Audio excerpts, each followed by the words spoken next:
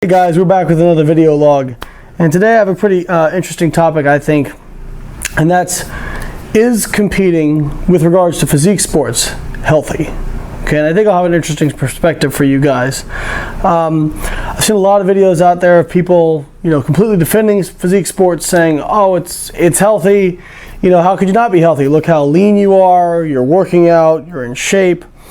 Other people saying, no, these people are obsessed, they have some kind of, mental disease, that sort of thing.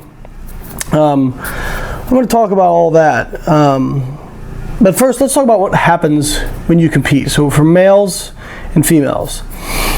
In both groups, what you're going to see when you're dieting down to contest lean, now obviously with men in bodybuilding, that's very lean. With women, bodybuilding is kind of, for lack of a better term, dead for women. So I'm not going to really cover that too much. But with regards to even bikini, figure, and physique, that's lean enough to where you're going to see some perturbations in some of their physiology.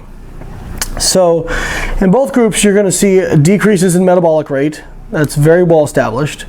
You're going to see an increase in psychological disturbance and mood disturbance. So there was a study done by my friends Chris Foss and his wife Lindy on Chris that was one of the major natural bodybuilding case studies. And Chris is a very, very laid back guy. Very laid back guy, one of the nicest guys I've ever met. And by the end of his contest prep, he was basically an asshole, is what his test scores showed. He just didn't have much patience. He wasn't, did not feel nice thoughts towards others, that sort of thing. So I'm sure many of you out there can sympathize with that. You're going to have an increased preoccupation with food. And at some point, I always say to people, prep basically consumes you, okay? All you can think about is prep. Everything's about prep. All your conversations are about prep. Not completely, but I got there in 2010, last time I competed, where it was just all like, it just completely preoccupied my mind. And even my best friend, Paul Ravella, who is one of the most laid back people I've ever been around, in his contest prep, I think in 2012, by the end of it, I was thinking, man, it'll be nice to get my friend back and not have him talk about prep all the time. So you're definitely going to see that. You're going to see changes in hormones, like thyroid hormone are going to drop, leptin's going to drop. In males in particular, testosterone is going to drop. In fact, every single case study we have on natural bodybuilders essentially shows that in natural bodybuilders who get lean enough for stage, you see them become hypogonadal. They basically have much lower levels of testosterone, and even outside the normal range. So they become hypogonadal by the end. Now they recover. But interestingly, what you see is that this is a really good case study recently by Andrew Pardue, who documented his contest prep, and I forget which university he's at. I think maybe North Carolina, but I could be butchering that. And basically what they showed was that even after he'd regained all his muscle mass, even after he'd regained all his fat mass, his metabolic rate, thyroid hormone, and especially testosterone was still not back to normal. I believe it was 6 months after his contest prep. So there's a lot of people out there who have criticized my models of, I don't want to say it was my idea, but the models I promote of reverse dieting or metabolic recovery, saying that it's just about regaining your lean body mass. And once you regain all your lean body mass, things go back to normal. The research doesn't really support that, especially when you get, I think with average everyday people, when normal people who diet normally to a normal body fat, I think that's probably true. But for people who are dieting to extremes, like physique athletes, I don't know if that's any longer true. I think if you create an extreme restriction, you can get an extreme adaptation. Now, another support to that is the Biggest Loser study that recently came out. And what they showed was that even after regaining all their body fat, the Biggest Loser participants still had decreased metabolic rate, and that's even with maintaining their activity levels.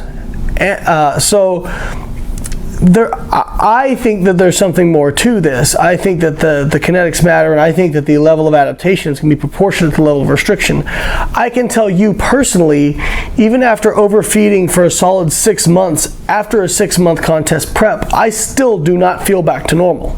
Okay, I find it takes me longer to feel than the duration of the diet to feel back to normal.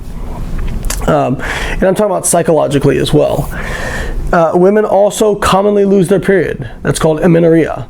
And there was just recently a paper published that showed that even after regaining all their body fat, all the lean body mass, getting calories back up to normal, some women still do not regain their period. So now, all these things I'm telling you, a lot of people are probably going to sit there and say, wow, well, competing really is bad for you. It's a terrible idea. Look what happens to your hormones. And even if you do come out of it and recover, you're still not back to normal, and it takes you longer than the duration of the diet. Well, that may be true. And some people they think that people become obsessive, you know. I think what is important to keep in mind is people's goals and what they value in life. Not to get too philosophical on you, but short term. So yes, like I talk about balance a lot, but you are going to be unbalanced at different times in your life. Eric Helms has a great idea of balance, like life balance. It's like walking a tightrope. Like you'll walk and you'll go this way, and you have to compensate by going back this way, and then you kind of, you know. So like when I was going through graduate school, I was unbalanced towards graduate school. When I was focused on building my business, I was unbalanced towards my business. When I first had my son, I was unbalanced towards my son, you know, like towards my kid.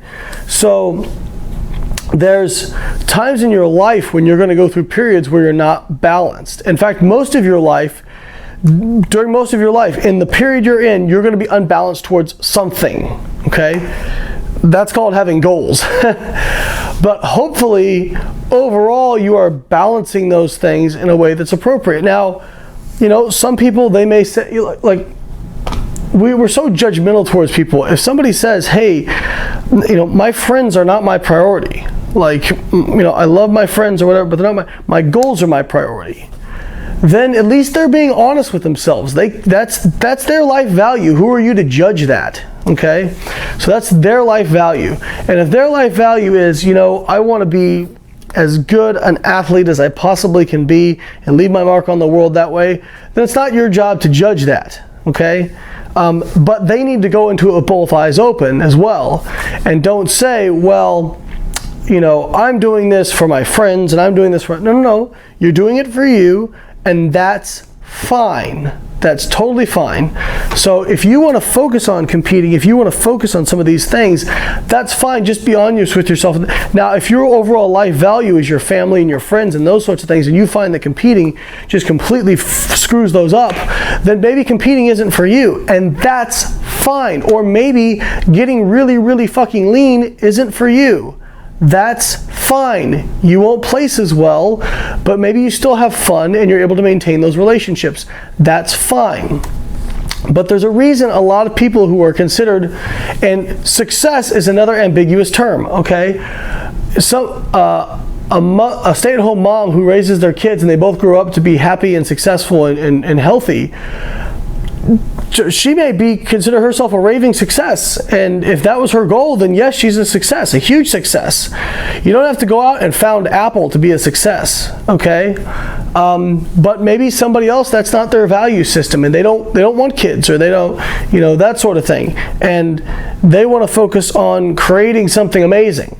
Well, that's fine too, right? Just be honest to what your value system is. So I don't like the term healthy because it's so ambiguous, and it's subjective depending on somebody else's opinion. So if you're happy competing, you love the thrill, and you want to push yourself as far as you can go, and that's your life value, and that's what you really want to do, and that's your goal, then by all means do that. But don't say, well, I'm doing this for my friends and my family. Well, no, you're not. Stop. Another question is, are there any sports that when done at a high level are healthy? Okay, the NFL is going through all kinds of issues with head trauma. Okay, but most NFL players, I'll bet 95% of them, if you told them, listen, you are going to have repeated brain injury, or whatever they call it. I'm sorry, I can't remember the exact term, but you're going to have a brain injury. You're going to have a successful career, but you're going to have a brain injury. Do you still want to do this? And most of them would say yes. Okay? That is what they felt they were put on this earth to do. They wanted to play football. It is not your job to judge them and their decisions. Okay? Now, they may regret that later in life, but still, it was their decision. Okay?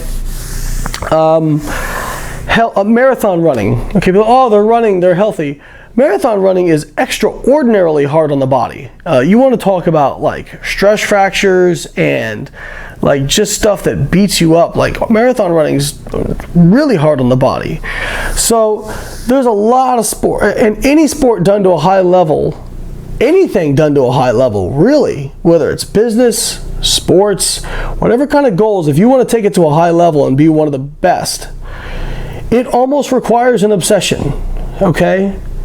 And who are you to say that that's not a healthy obsession? All right? Because most things that are contributed to this world aren't done so with moderation. I promote moderation in diets because I actually think moderation is a better way to stay consistent and actually be better at dieting. If I thought eating clean was the best way to diet, because people are going to look at this and they're going to say, well, Lane, if you say moderation is not for somebody who wants to do something great, then why do you promote flexible dieting? Because I believe that most people cannot handle clean eating. They can maybe do it during a contest prep, but then they go off the deep end and they binge afterwards, and now their next contest prep's even harder. So I'm not promoting flexible dieting because I love moderation. I'm promoting flexible dieting because I think it's a better solution. Okay? If I thought eating clean could get me to my goals better, that's what I would do. So I want you to keep that in mind. So healthy is an ambiguous term. Success is an ambiguous term. And there is no objective definition of healthy. Okay? You're alive.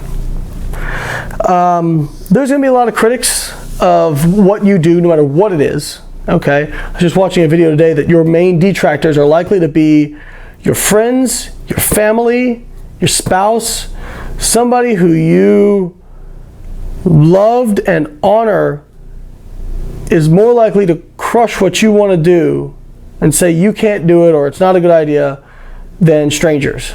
Okay?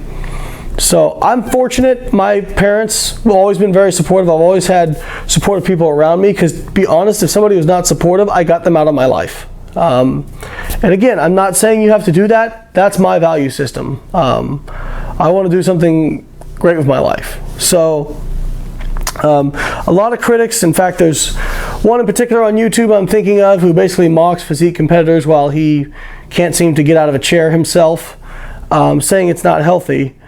And so, you know, it's very ironic somebody who is probably overweight and out of shape is mocking physique competitors for not being healthy. Now, are there certain aspects to physique competition that are probably not the healthiest in terms of psychologically? Sure, I can admit that. Absolutely. But do I think the overall process is necessarily unhealthy? No. If that's your life value system and you go into it with both eyes open and understand the ups and the downs, there's nothing wrong with that. I would just say be honest with yourself about what you really want. Okay? Don't go into say I want to be Mr. Olympia, but I also really want to do X, Y, Z. Like look at there was a video I just put up of Phil Heath, I think, kind of journaling his day. His entire day is around lifting weights and eating. But that's his job. That's what he feels he was put here to do. Okay? And again, not your job to judge him. All right? Whatever you feel you were put here to do, if you even know what that is, most people don't know what that is. They just go through life and they're surviving. They're not living. So if you know what that is, then whatever that is awesome. As long as your dream doesn't involve deriving pleasure from hurting people, then go after it, because there's no reason that you should be able to, somebody else should be able to tell you that your dream doesn't have value. Okay? So my question, I guess, and this is very much more philosophical, we've discussed science and philosophy here, but what do you value? Okay?